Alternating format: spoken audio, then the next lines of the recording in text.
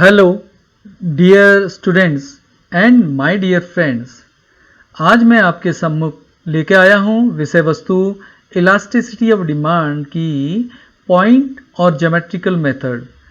और इस वीडियो में मैं इलास्टिसिटी ऑफ डिमांड का जो मेज़रमेंट का तरीका है उसकी, जैसे आपने पूर्व में देखा होगा कि हमने ये सब पढ़ चुके हैं और यहाँ पे जो टोटल एक्सपेंडिचर मेथड हम पढ़ चुके हैं और यहाँ पे हमने प्रतिशत या आनुपातिक रीति जो फ्लक्स द्वारा थी वो पढ़ चुके हैं। अब हमारे पास है पॉइंट या और ज्योमेट्रिकल मेथड। तो now we are taking this point और geometrical method. What is point और geometrical method? Actually we are using geometrically this method. This point method, it is also known as geometrical method. In this method we find the elasticity. So how we find the elasticity of demand? By drawing a tangent on curve. Tangent on a curve. There is a curve of demand and we have to draw a tangent on it, and we find all the 5 categories of the elasticity of demand. So the formula for it is elasticity is equal to lower part, means actually we will find the R point in a line from lower part from R point and upper part from point R. So lower part upon upper part and you will find the elasticity. And यहाँ पे क्या होगा, इसका सूत्र जो जहाँ पे भी रेखा चित्र में जो आपका कर्व है जहाँ पे लाइन काटेगी वहीं पे एक आर बिंदु बनेगा। उससे नीचे का भाग जितना भी मेज़र करेंगे वो ऊपर लिख देंगे मेज़रमेंट, और जो ऊपर का भाग होगा वो ज़्यादा होगा तो इलास्टिसिटी कम आएगी।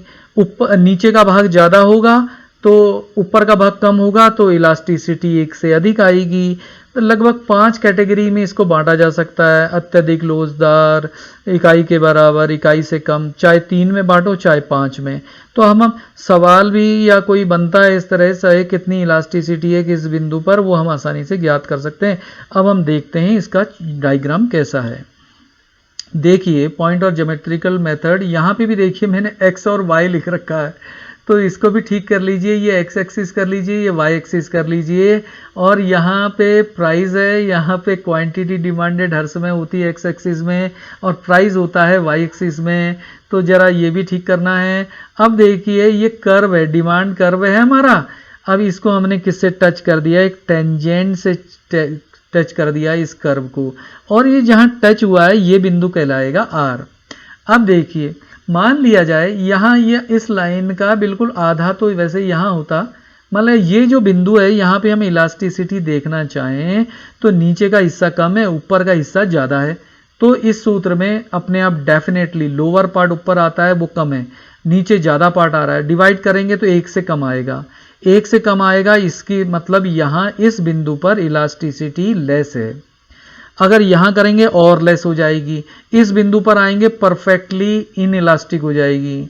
और हम अब आगे बढ़ते हैं। ये बीचों बीच अगर हम यहाँ पे कर्व होता, टेंजेंट यहाँ टच होता तो इलास्टिसिटी बराबर होती, नीचे का और ऊपर का भाग बराबर होता। जो भी संख्या आती 10 सेंटीमीटर नीचे 10 सेंटीमीटर ऊपर काटते तो एक ही आता, तो बराबर की स्थिति में 1 आएगा उस दर पे यूनिटरी। अब ऊपर की ओर बढ़ेंगे, लोअर पार्ट हर समय ऊपर लिखते हैं सूत्र में, तो अब बढ़ गया। अब इधर पे क्या हो गया, लोअर पार्ट बढ़ने लग गई, संख्या इस बिंदु पर होगा तो ये ऊपर की बढ़ जाएगी, नीचे की कम हो जाएगी, वो 1 से अधिक आएगा। इस बिंदु पर आएंगे तो बहुत ही ज्यादा सारा पार्ट ऊपर का हो गया और नीचे का पार्ट 0 हो गया, तो ये परफेक्टली इलास्टिक हो गया इस बिंदु पर। यानी कि कीमत नहीं बदलेगी, मांग मात्रा बदलती रहेगी। तो इस तरह से हमने 5 बिंदु 5 कैटेगरी। अगर आप 3 ही कैटेगरी से समझना चाहें तो उससे भी कर सकते हैं। जो बराबर भाग है वहाँ पे इलास्टिसिटी 1 के बराबर होगी। नीचे वाला कोई भी हिस्सा अगर कर्व टच कर रहा है, ऐसे टच कर रहा है, तो वहाँ इलास्टिसिटी कम होगी। ऊपर का बराबर वाले हिस्से पॉइंट से ऊपर का कहीं टच कर रहा है कर्व, तो आप कहेंगे यहाँ पे इलास्टिसिटी अधिक है। तो ये आपके मैंने पॉइंट और ज्योमेट्रिकल मेथड से भी आपको इलास्टिसिटी ऑफ डिमांड समझाने की कोशिश की। अगर आपको मेरा ये वीडियो पसंद आता है तो इसको लाइक कीजिए, शेयर कीजिए। आगे मैं भी अर्थशास्त्र के अन्य महत्वपूर्ण विषय पर वीडियो लाता रहूँगा, तो मेरा चैनल सब्सक्राइब कीजिए। Thank you.